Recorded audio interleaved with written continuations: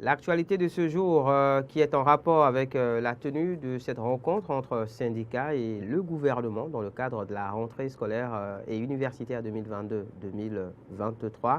Et l'actualité de ce jour sur Matin d'Éden, pardon, j'y arrive, aussi décalée soit-elle, qui reste plus ou moins dans, on va dire, cette dynamique-là, mais se propose de parler bien, de la transition entre les vacances et la rentrée scolaire. Comment bien gérer cette transition? Comment la gérez-vous en tant qu'apprenant? Comment la gérez-vous en tant que parent d'élèves?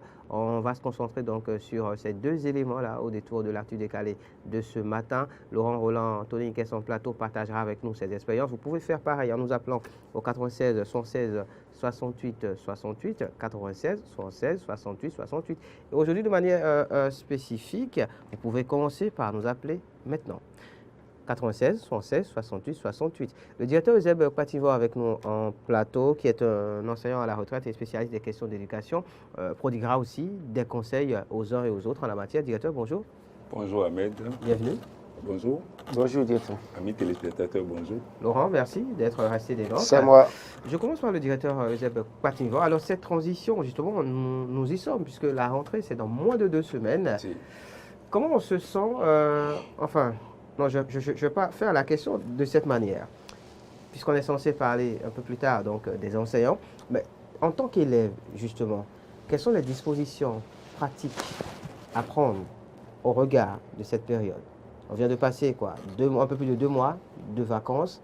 Les vacances qui riment évidemment avec divertissement, avec repos et tout le lot. Et on s'achemine donc vers le redémarrage des cours. Comment est-on censé gérer cette transition? Une curiosité, et en préparant ce plateau, Oui. m'a fait découvrir éducation, qui commence par le mot E, écolier également, élève, étudiant, enseignant. D'accord. Ça fait des E qu'il faut tenir comme le roi Béhanzin. D'accord. Qu'il faut tenir avec délicatesse. Délicatesse. Alors cette délicatesse m'amène à dire ceci. Nous nous sommes donné des habitudes pendant les vacances. Les grasses matinées par exemple, les jeux, les visites, le repas à foison. Maintenant, le corps étant un vaste communicant, il faut le réadapter au rythme scolaire. D'accord. Alors pour ce faire, nous allons parler à deux acteurs de ce système scolaire que sont les parents. Parce que c'est eux qui donnent aux enseignants, leurs élèves, pour travailler. Nous allons leur demander d'organiser leur santé à eux-mêmes d'abord. D'accord. Nous la souhaitons florissante, résistante pour eux. Parce que ce n'est pas facile de mettre un enfant à l'école, surtout pas 7 ans de galère, 7 ans de difficultés financières. Alors, donc nous leur demandons, nous leur souhaitons la santé, qu'ils assurent la santé de leurs enfants en les déparasitant, en les fortifiant. Ça, c'est la première des choses. Qu'ils leur coupent la télévision et la grasse matinée. Qu'ils leur coupent. Parce que la plupart du temps, même de la maternelle à l'université, les cours commencent à 7 heures. À quelle heure l'enfant doit se coucher? À quelle heure il doit se lever? Il n'a qu'à oublier Nollywood et Novelas et savoir que s'il dort à 21 heures, 6 heures de sommeil, déjà à partir de 4 heures, 5 heures, il doit être sur pied avec le parent pour être au boulot assez tôt. À 7 heures. À 7 heures. Donc, couper avec les vieilles habitudes. Une année scolaire réussie est bien préparée pendant les vacances. Alors, nous avons eu des cours de renforcement, nous avons eu des cours de vacances. Cours de vacances. Les parents peuvent passer à la relecture de ces trucs-là avec les apprenants ces derniers jours, préparer leurs fournitures, leur faire découvrir l'école qui va les abriter pendant 151 jours et, si possible, discuter avec eux de l'emploi du temps qu'ils auront. Les écoles sont déjà prêtes et qui donnent déjà la liste des fournitures, les emplois du temps, même le nom des professeurs. Et pourquoi pas prendre langue avec ces professeurs des collèges. Permettez-moi de dire que de la maternelle jusqu'à l'université, tout enseignant est professeur parce qu'il professe quelque chose. Et il apprend une profession dans les écoles techniques. Donc, pourquoi ne pas prendre langue avec ses professeurs assez tôt pour connaître un peu le timing et le programme et anticiper sur certaines valeurs avec les enfants? Parce que l'enfant a une certaine conception déjà de la maison, une certaine croyance, une certaine loi qu'il respecte. Le professeur ne fera qu'ajouter. Et si on prenait langue avec lui, je pense que il peut faire, ce professeur, avec l'enfant et avec l'accompagnement du parent, une évaluation diagnostique pour savoir de quoi mon enfant est capable. Cela m'amène un peu à parler d'orientation. L'orientation se fait aussi en début d'année avec l'enfant. Tu dois faire telle filière, tu dois faire ceci, tu dois faire ceci. Donc, si nous mettons tout ce tamaga en place, il connaît son professeur, il connaît sa matière, il connaît sa faiblesse, il fait le bilan. Je pense que l'année scolaire sera bien abordée avec les parents. Je leur demande aussi de savoir choisir, s'ils ne peuvent pas déposer leur enfant, quel taximan, quel émigrants, voilà. Négocier en même temps. Négocier en même temps. Prendre son numéro, pourquoi ne pas le flasher? S'assurer de connaître son lieu de résidence. Son lieu de résidence. Toutes ces indications lui permettant de faire cela. Et ils n'ont qu'à faire la même chose dans l'école d'accueil. On ne sait jamais. Le gardien à la porte peut le connaître. Parce qu'au retour, un vil individu peut se présenter et prendre l'enfant. L'enfant, c'est un trésor. Donc, c'est pourquoi je parle de cette collaboration entre ZEM et parents. L'autre chose, c'est d'aller visiter la cantine de cette école-là. Quelle habitude alimentaire l'enfant a chez lui et quelle habitude se développe dans cette école. Parce que ça, c'est sur le plan sanitaire. Les parents aussi peuvent s'aventurer et doivent aller vers l'administration de l'école pour négocier. Il n'est pas rare d'entendre on a renvoyé tel enfant pendant l'année scolaire à la veille des devoirs pour contribution scolaire. Donc, il faut avoir la banque scolaire. Il faut prévoir. Pour venir se prévoir. Donc, il faut prévoir cette banque de l'enfant, négocier, prendre des moratoires anticipatifs avec l'école pour que l'enfant ne souffre pas parce qu'il sera victime, pauvre victime. Donc, voilà quelques conseils que je vais donner. Et les mois de septembre, octobre, novembre sont des mois pluvieux. Donc, sont des mois pluvieux, pardon. Pluvieux, oui, donc prendre des dispositions. Donc, prendre des dispositions pour que l'enfant ne soit pas mouillé et qu'il fasse chose là. Et qu'il prenne un petit repas le matin. Un conseil de grand moment, je pense qu'en chauffant un peu de l'eau, citron et un peu de clou de girofle tous les matins aux enfants, ça ne fera du mal à personne, même aux parents. Histoire de les préparer, justement. Histoire de les préparer, de se réveiller. Pour réveiller, justement, réveiller le corps oui. Et pouvoir faire face à la rentrée qui s'annonce. Oui, préparer les fournitures des enfants. Des enfants aussi. Discuter avec eux et prendre certaines habitudes, je veux dire, faire le devoir de s'asseoir, je veux t'inscrire dans telle école, voilà le budget que ça comporte, même s'il est petit. Donc, on prend langue et c'est des engagements, des contrats qu'on se donne. On lui fait savoir justement combien coûte sa scolarité, combien coûtent les dépenses inhérentes à l'année scolaire, histoire de lui faire prendre conscience aussi. Voilà, de lui faire comprendre que de l'effort qui est fait. Voilà, et lui doit ajouter le sien pour que ça réussisse. C'est un mariage. Pour que ça réussisse, chacun a sa part de responsabilité. C'est un devoir partagé. C'est un jeu de rôle. Un jeu de rôle. Voilà ce que je peux dire aux parents. À l'endroit donc des parents, d'élèves, je rappelle qu'on parle donc de la transition entre les vacances et la rentrée scolaire, puisque la rentrée démarre dans moins de 2 semaines. En plateau avec nous, le directeur Ezeb Kwatingo qui partage avec nous ses expériences et prodigue des conseils à l'endroit des parents d'élèves. Il y a quelque chose que j'ai oublié. Pour les parents qui veulent inscrire leurs enfants nouvellement à la maternelle 1, au CI, voire même dans les collèges, il n'est pas rare d'entendre que des parents n'ont pas l'acte de naissance de l'enfant.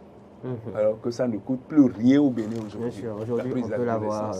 Ce qui fait que tout le cursus de l'enfant, surtout au CM2 en 3e en voulant aller à l'examen, bon, je dois demander aux parents, c'est important ça. Cette pièce-là devait être à jour depuis le mois d'août. On fait photocopie, on légalise et puis... C'est pas quelques jours maintenant de la rentrée qu'il faut commencer par il ne faut pas que ça fasse objet. Et aussi qu'ils aient les bulletins des années dernières pour les enfants qu'on va faire admettre. Il y a des enfants dont le transfert souffre.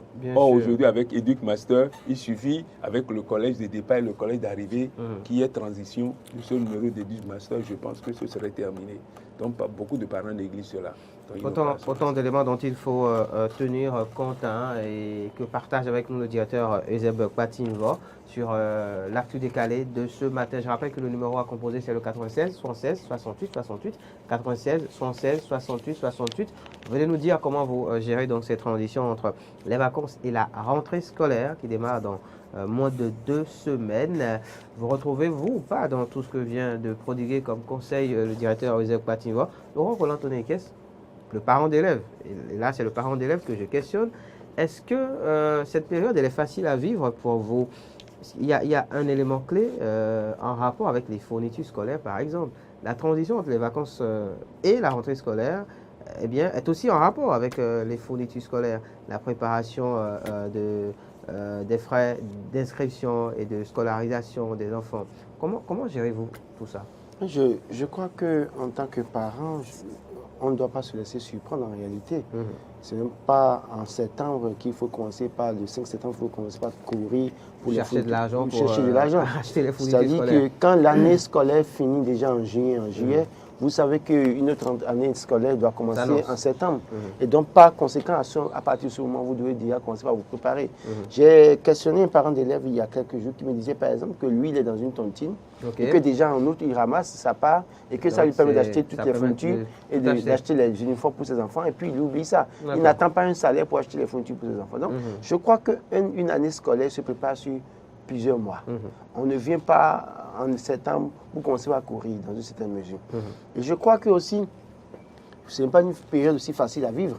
C'est vrai qu'il y a des gens qui n'ont pas de revenus assez conséquents pour pouvoir préparer ça à l'avance. Mais je crois qu'aujourd'hui, nous pouvons déjà partir du minimum. Le minimum, c'est qu'il faut acheter déjà les cahiers pour les enfants. Il faut acheter les stylos pour les enfants. Il faut acheter peut-être les feuilles de santé pour les enfants. Il faut acheter un sac pour les enfants. Et les livres peuvent arriver avec le temps. On peut les acheter à compte-gouttes. Mais pas autant aller s'asphyxier et courir dans tous les sens, aller s'endetter pour autant dire que... Et puis aussi que les parents aient inscrit les enfants dans les écoles dont ils ont la capacité.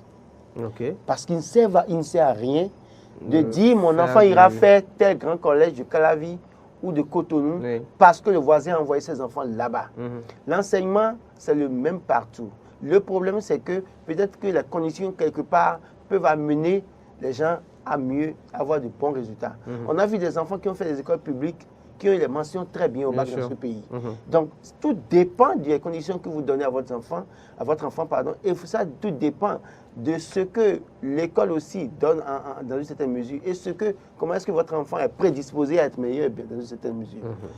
Tous les enfants dont on chante le nom, ils sont meilleurs en réalité, ne sont pas meilleurs du jour au lendemain. Il y a des prédispositions qu'il faut pour les enfants, des prédispositions des parents, des conditions dans lesquelles on met les enfants. Donc, si vous hasardez à mettre votre enfant dans une école où la scolarité déjà pour la 6e est à 300 000 francs, alors que vos revenus, justement, ne vous permettent pas de faire face à cela. Même si vous économisez pendant 9 mois, ce n'est pas évident que vous puissiez trouver les 300 000.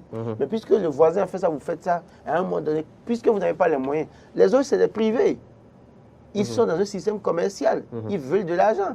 Ils vont payer les salaires des enseignants. Ils vont payer les frais de fonctionnement. Ils vont avoir du bénéfice. Donc, si vous ne payez pas la scolarité pour votre enfant, ils vont le renvoyer purement et simplement. Vous n'aurez rien à dire. Et donc, votre enfant se retrouvera dans la rue, dans une certaine mesure. Donc, je crois qu'aujourd'hui, il faut tenir compte de tout ça. Faire la politique de ces moyens. Dire, si mon enfant, aujourd'hui, j'ai l'argent, j'ai le SMIC, et que ça me permet de mettre mon enfant au seuil des Zoka ou bien seuil j'ai un bon Calavi, que j'aille mettre l'enfant là. Il n'y a pas de honte à le faire. Il n'y a pas de honte à le faire. Mhm. Nous, on a fait les écoles publiques. Est-ce qu'on n'a pas réussi pour autant? C'est vrai qu'on n'est pas millionnaire, milliardaire, mais quand même, tout au moins, nous avons au moins notre place dans la société. Donc, il ne suffit pas de mettre enfant. Ce n'est pas nécessairement parce qu'on met un enfant dans une école. Je connais des jeunes de Calavi qui ont, à l'époque, les parents avaient de l'argent, étaient dans les collèges publics. Aujourd'hui, il y en a que je connais qui, en réalité, ne valent plus rien probablement. C'est pour vous dire que ce n'est pas que je me réjouis de ça. Mais ce que je dis, c'est-à-dire, ce n'est pas l'école dans laquelle on a été inscrit à un moment donné qui fait l'affaire en réalité. Mais c'est les conditions que nous donnons à nos enfants, avec le peu de moyens que nous avons, et leur inculquer dans la tête qu'il faut réussir malgré les conditions dans lesquelles on vit. Il y a des gens qui n'ont jamais fait l'école privée. D'ailleurs, l'ancienne génération n'a jamais fait l'école privée. Bien sûr. Mais ils ont tous réussi. Bien sûr. Alors, directeur Eusebio Kpatimvo, la question du choix, justement, des établissements d'enseignement scolaire, le mimétisme et le matuvisme, pour utiliser cette expression qui entoure tout cela, qui fait que oui, bien souvent. Alors, évidemment, chaque parent veut le meilleur pour son enfant. Donc, quand on choisit d'inscrire son enfant dans une école ou dans un établissement d'enseignement scolaire, c'est qu'on estime que dans cet établissement, justement, l'enseignement qui est donné est un enseignement de qualité. Mais à quel prix, directeur? Moi, je pense qu'enfant dit, il y a quand ils ont besoin de premium. Donc, je vais demander aux parents, je vais vers eux, d'éviter les pressions inutiles de la vie. D'accord. Non. Quand Laurent parlait tout à l'heure, j'étais très bien dans mon plat. Je t'ai envoyé un élément tout à l'heure. Mettez vos enfants dans des écoles que vous pouvez payer facilement. C'est ça, n'est-ce pas? Les écoles chères ne garantissent pas forcément un bon résultat. Permettez-moi de faire cette lecture. Hein, les écoles chères ne garantissent pas forcément un bon résultat de l'enfant. Beaucoup d'enfants de pauvres réussissent mieux dans les écoles moins chères que dans les écoles chères. Assurez-vous simplement qu'ils apprennent bien leurs leçons et allez contrôler leurs notes de temps en temps dans leurs écoles. Dans leurs établissements. Il y a des parents qui sont loin. Ils sont à Port-Novo, ils sont à Ouida, mais l'enfant se retrouve à Lokossa. Louez-leur des appartements que vous pouvez payer sans stress. Ne vivez pas dans une maison dans laquelle vous luttez chaque fois avant de payer le loyer. Quelle sera la psychose de l'enfant, de cet étudiant-là? Louez-leur les maisons selon vos moyens. Planifiez vos vies et vivez selon vos moyens. Laurent l'a dit tout à l'heure, ça me faisait beaucoup rire, plaisir. Économisez et dépensez moins. Il a dit tout à l'heure. Pendant le mois de septembre à juillet, j'ai fait une économie. Ça fait la banque scolaire dont j'ai parlé. Alors, certaines femmes achètent la nourriture pour leurs enfants chaque matin avant de partir à l'école ou même pour toute la famille. Faites la cuisine à la maison les matins pour vos enfants. C'est moins cher. Permettez-moi vous êtes obligé d'utiliser des décodeurs, des canaux, ainsi de suite là. Pourquoi ne pas utiliser Strong?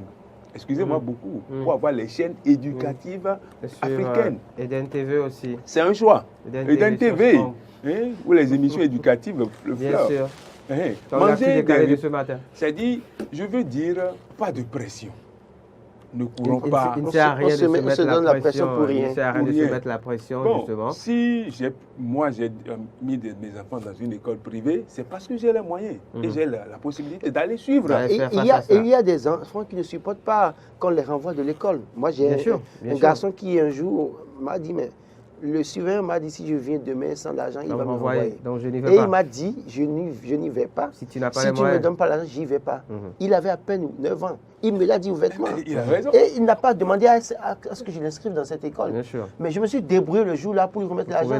Je n'ai pas trouvé le jour-là, mais le lendemain, il m'a dit, je ne pars pas. Parce que mes amis vont se moquer de moi. Donc, dans une certaine mesure, je dis, c'est aux parents de travailler véritablement pour éviter ce état de choses. Parce qu'il y a des enfants qui sont assez sensibles.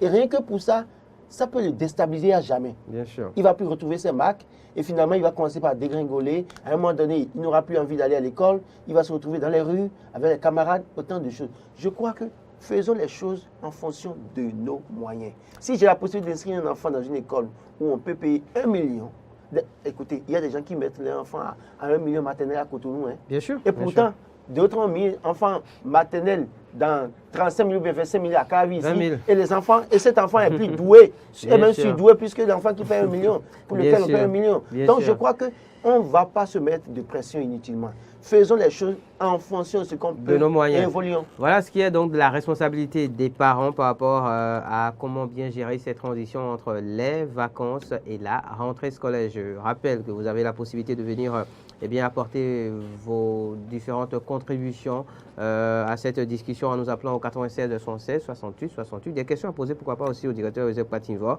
C'est au travers de ce numéro, le 96 216 68 68. Quand on a fini de parler des parents d'élèves, parlons à présent des élèves eux-mêmes. Quelles sont les dispositions que ces derniers devraient prendre, directeur? Non, je pense que ce duo parents et enfants ne sauraient être dissociés. D'accord. Mais aux enfants, je leur dirais bonne rentrée des classes. D'accord. qu'ils aient confiance en eux-mêmes, confiance dans le premier levier, c'est le parent, qu'ils se disent, après les vacances, c'est le travail. On ne saurait se récréer tout le temps. Toute la vie. Encore que pendant l'année scolaire, il y a des temps de récréation, de distraction. Donc, je vais aborder une nouvelle classe. Je vais aborder de nouveaux camarades, de nouveaux professeurs, de nouveaux maîtres. Il faudrait que je vende ma maison où j'ai reçu une certaine éducation, une bonne éducation à cette entité école. Donc, il faudrait que je donne l'habitude, que je finisse avec l'habitude de la grasse matinée. Éviter les jeux brutaux pour éviter des frais inutiles aux parents. Apprendre aussi à ranger certains de mes outils, les habits. Bon, l'enfant à partir de 7 ans, 8 ans peut se laver, excusez-moi pour de peu, son slip, sa tenue quand il revient, suivi des parents. Voilà. Et avoir l'esprit de rangement, savoir là où reste son sac, comment ranger ses documents, à quelle heure je le mets là. Quand j'ai fini de travailler, l'esprit de rangement qu'on apprend à la maternelle, il faudrait que ça gagne tout le monde. Donc je range. À quelle heure dois-je me coucher? Quelles sont les émissions phares, comme tu l'as dit tout à l'heure, sur Eden TV, sur ainsi de suite, sur Diaspora FM. Si on avait la possibilité d'avoir de télévision, ou bien il y a des radios éducatives quand même. Bien sûr. Écouter avec le concours des parents et se dire maintenant, mes sorties sont limitées. En principe, pour un élève qui se respecte, un parent qui respecte son enfant, après les cours, si ça finit à 19h ou plus à 20h, il est chez lui. Se reposer, prendre sa petite douche, réviser ses leçons et se coucher tôt. Donc, c'est ce que je vais dire. Et surtout, en vendant l'éducation qu'il a reçue des parents à l'école, il faudrait qu'il respecte le gardien de l'école, le ZEM qui le prend, les enseignants, le personnel de soutien, il faudrait qu'il les respecte. Respecter aussi ses camarades. Respecter aussi ses camarades, parce que si tu veux qu'on te respecte, il faudrait commencer par respecter les autres. Évidemment. Voilà. Et éviter le retard. Éviter le retard, oui. C'est très important. Laurent Roland-Tonenkes, il n'est pas rare de faire face à des situations dans lesquelles certains élèves, par exemple, sachant que nous sommes à quelques jours donc, de la rentrée scolaire, n'intègrent pas forcément cet état de choses. Est-ce qu'il vous est déjà arrivé, de votre expérience de parents d'élèves justement, de gérer ce genre de situation? Oui, je crois qu'il y a des enfants qui pensent peut-être déjà même à la rentrée. Le premier, je pense qu'ils sont encore en vacances. Justement. Et ils y vont pour s'amuser. Justement. Bien évidemment. C'est-à-dire qu'ils ne sont pas prêts. Ils ne sont pas prêts. Ils sont pas prêts. Oui, parce que ça dépend de la maison. Parce que si vous les préparez psychologiquement, et déjà comprendre que la rentrée c'est tel jour et que dès le premier jour de la rentrée, il faut se prendre au sérieux, ils n'iront pas s'amuser. Il y a des gens qui vont déjà pour... Et c'est pourquoi dans la première intervention du directeur, il disait déjà que il faut aller revoir ses cahiers. Par exemple, un enfant qui a redoublé une classe ne peut pas reprendre l'année, avoir des notes moins de 10, c'est pas possible. Parce qu'il a repris la classe. Donc, il doit pouvoir retrouver son ancien cahier, relire les cours, de sorte que même quand on commence l'année, l'enfant doit pouvoir avoir des 20, rien que des 20 déjà, pour montrer aux autres qu'en griffe, qu'il y a le doyen de la salle quand même, tout au moins. Donc, ceux qui ont fait les cours de vacances doivent pouvoir reprendre leur cahier pour dire les premières notions que nous allons recevoir en classe, ce sont les notions que nous avons eues pendant les cours de vacances. Et donc, par conséquent, l'enfant qui n'a pas fait cours de vacances, peut-être à la limite, ne peut pas venir rivaliser avec moi. Je dois pouvoir être premier. Montrer aussi, les enfants doivent aussi comprendre que dès les premiers cours pour la nouvelle classe, quand vous ne faites pas attention, que vous n'êtes pas assidu, c'est que vous vous mettez en danger, en difficulté pour le reste de l'année. Donc, les premières notions de l'année sont très indispensables. Donc, l'assiduité du début de l'année détermine votre résultat à la fin de l'année. Donc, autant d'éléments qu'il faut prendre en compte. Et donc, je conclue en disant, en fait, première chose, que les enfants comprennent que ceux qui ont repris les classes comprennent qu'ils doivent aller reprendre leur cahier de l'année antérieure. Les nouveaux qui ont fait peut-être les cours de vacances doivent comprendre que les premières notions qu'ils ont reçues au cours de vacances, c'est les mêmes notions qu'ils auront pour la première année. Donc, la première interrogation, ils ont l'obligation d'avoir rien que des 20, tout au moins. Ils peuvent descendre après. Et donc, après ça, se rendre compte qu'on doit pouvoir faire un effort déjà d'assiduité, de discipline. Assiduité, discipline dès le début de l'année pour que le reste de l'année soit en tout cas assez fructueux, bien évidemment, pour qu'on ait de bons résultats, pour aller passer en année supérieure, ou bien pour réussir son examen. Le bac avec mention, pourquoi pas, le BPC avec une bonne moyenne, pour se retrouver parmi les meilleurs de son collège, de son département, de sa commune, pourquoi pas du Bénin, bien évidemment. Donc, tout dépend déjà des premières semaines de l'année scolaire pour avoir de bons résultats. Et donc, dans ce sens, il faut que les parents les accompagnent, bien évidemment, parce que c'est aux parents de dire, déjà au premier jour, deuxième jour, on a comme l'impression qu'on y va pour s'amuser. Mais il faut que le parent, en rentrant le soir, j'ai suivi une dame qui, dès l'année passée, les premières heures de l'année scolaire, quand l'enfant est rentré, a commencé à surveiller, regarder dans le cahier, appeler l'école pour dire, est-ce qu'ils n'ont pas fait de cours dans telle classe? On a dit qu'ils ont fait des cours. Pourquoi tu n'as pas copié? Et donc, a commencé par suivre l'enfant dès le début de l'année en même temps. Donc, des enfants vous diront, on n'a pas fait cours aujourd'hui, le professeur est venu, on a parlé, il est parti, mais le professeur n'est pas arrivé. Et pourtant, les professeurs étaient bien là, ont bien travaillé, mais lui était l'élève qui n'a pas recopié. Voilà, il était occupé à s'amuser d'abord avec ses enfants parce qu'il estime que les 3 premiers jours de l'année, là, il faut s'amuser d'abord. Même les 2 premières semaines. La première semaine. Donc, voilà, autant de choses qu'il faut surveiller avec les enfants. Donc, les parents aussi doivent pouvoir dire, c'est pas parce que c'est la première semaine qu'il faut dire non, on attend d'abord, non. Dès le premier jour, le lundi 19 septembre, on doit pouvoir le soir demander à chaque enfant, qu'est-ce que tu as fait aujourd'hui? Si possible, appeler les surveillants des écoles ou des censeurs pour dire, est-ce que dans telle classe, ils n'ont pas reçu de leçons? Et chercher aussi à avoir en même temps, dès le début de l'année, les contacts de tous les enseignants. Quitte à les appeler de temps en temps. À les appeler de temps en temps pour dire, ah, mais mon enfant a dit qu'il n'avait pas fait cours aujourd'hui. Est-ce que c'est vrai? C'est pas que je vous fais un contrôle. Voilà, c'est pour m'assurer que mon enfant suit. Parce que quand vous le prenez, vous le dites d'une manière bizarre, l'enseignant peut penser que vous le contrôlez. Mais il faut avoir les mots pour lui dire en réalité, c'est ma manière moi de contrôler mon enfant, de faire le suivi dans une certaine mesure. Je crois que quand on fait tout ça, on n'a rien à craindre. L'investissement ne sera pas zéro. Ça aura un résultat à la fin de l'année. Votre enfant va réussir. Vous serez fier de votre enfant. Vous serez fier de citer votre enfant parmi les meilleurs du Bénin. Parce que il y a un parent qui, quand on a donné le BPC, les résultats du BPC, m'a appelé pour dire que je ne connais pas, qui me dit, mais qui me suit dans un groupe qui m'a écrit pour dire, est-ce que je peux avoir le résultat de mon enfant? Je dis, ok. Il m'a donné le numéro de table de l'enfant. J'ai vérifié les résultats. L'enfant était admis. Et puis, 3 ou 4 jours après, ou une semaine après, il m'écrit, Fofo, et je suis très content. Il dit, mais pourquoi? Il dit, mais mon enfant est parmi les meilleurs de l'Atlantique. Il est 5e de l'Atlantique. C'était une fierté pour moi. Absolument. Et celui dont on parle, ce n'est pas qu'il a mis l'enfant dans le plus grand collège d'abord Calavi, bien évidemment. Mais l'enfant est issu d'une famille assez modeste, mais avec le peu de suivi que le parent a fait, le parent était fier. Donc, si nous voulons être fiers de nos enfants à la fin de l'année, nous devons aussi prendre nos dispositions. Aussi justement des dispositions prises. Ce n'est pas que les enfants. Les enfants doivent se prendre au sérieux. Nous devons parler suffisamment aux enfants pour leur dire, écoutez, nous sommes dans un monde de plus en plus concurrentiel. Et donc, si vous ne vous prenez pas au sérieux, et vous pensez, avant, le parent avait juste... Il n'y a pas de place pour les nuls ou les passables. Le parent avait juste le BPC et on les embauchait à la fonction publique. Aujourd'hui, pour 1000 postes, il y a 100 000 candidatures. Absolument. Et donc, c'est la concurrence et c'est les meilleurs. Même quand vous voulez demander visa pour aller étudier en France ou aux États-Unis, on vous demande d'amener le bulletin de seconde, première, terminale.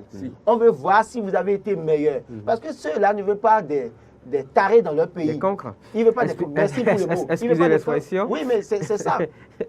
Ils ne veulent pas de cancres dans leur pays. C'est un jeu de terrain. Ils veulent les meilleurs pour construire leur pays, pour continuer à donner de la force à leur pays, pour dire que c'est eux les meilleurs.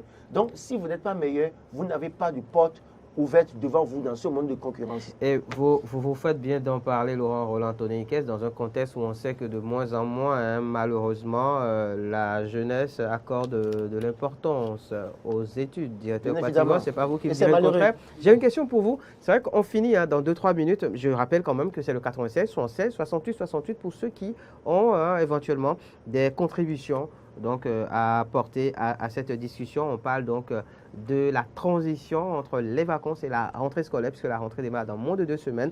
Comment gérer cette transition? Comment la gérez-vous? Avez-vous des contributions à faire ou des questions à poser, notamment au directeur Euseb Pativon en plateau? C'est le moment de nous appeler.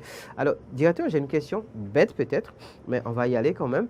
Est-ce de la même manière que je gère cette transition avec un enfant, par exemple, qui passe en année supérieure, que je devrais la gérer avec un élève qui lui, reprend la même classe? Non, je dirais que la reprise avec tout enfant a le même vecteur, mais beaucoup plus d'acuité, de mise en confiance avec l'enfant qui veut reprendre la classe. D'abord, dans un premier temps, il faut lui donner l'impression, il ne faut pas lui donner l'impression qu'il a échoué. Il a réussi à moitié. Redorer son courage, son moral, son confiance en soi. Maintenant, il n'a qu'à se considérer en classe comme un nouvel élève, un nouvel apprentissage. Monsieur Laurent l'a dit tout à l'heure, il va relire ses cours. Mais tout en relisant ses cours, cela ne l'empêche pas de travailler avec les nouveaux élèves. Parce que dans le monde d'aujourd'hui, on ne peut que travailler en coopérative.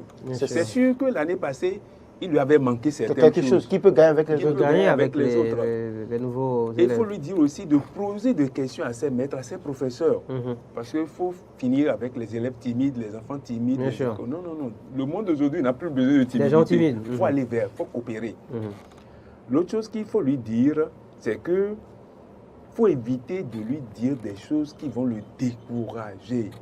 Tu n'as rien foutu l'année dernière. Tu veux mettre encore de l'argent. Tu es bon à rien. Tu es bon à rien. Tu vas gaspiller mes sous. Voilà. Quand j'ai inscrit mon enfant dans un établissement, par exemple, pour la scolarité, mais on revenait à 200 000 francs CFA et qu'il a échoué, est-ce qu'il ne vaut pas mieux aller l'inscrire cette année dans un établissement? Monsieur Ahmed, vous avez choisi. Pas pour autant. Pas pour autant. Donc, bien sûr, c'est une question orale. C'est-à-dire, l'enfant qui veut reprendre la classe, il faut avoir une pédagogie particulière avec elle. D'accord, plus de suivi. Plus de suivi comme tel que Laurent l'a dit, on dirait qu'il est dans mon cœur. Donc, être en contact avec ses professeurs, être en contact avec le mettre en confiance et le suivre tous les jours pour qu'il soit au même diapason que l'élève, nouvel élève qui va réussir. Le nouvel élève, il faudrait aussi qu'il sache que les anciennes classes ont donné quelque chose qu'il doit aussi relire, réviser. C'est une continuité. C'est une continuité, justement, c'est pas une fin en soi. Et lui-même doit collaborer. Il ne va pas se moquer des autres qui n'ont pas réussi. Il doit avoir une certaine collaboration et qui est une relation élève-parent, élève-enseignant, enseignant-parent, ainsi de suite. D'accord.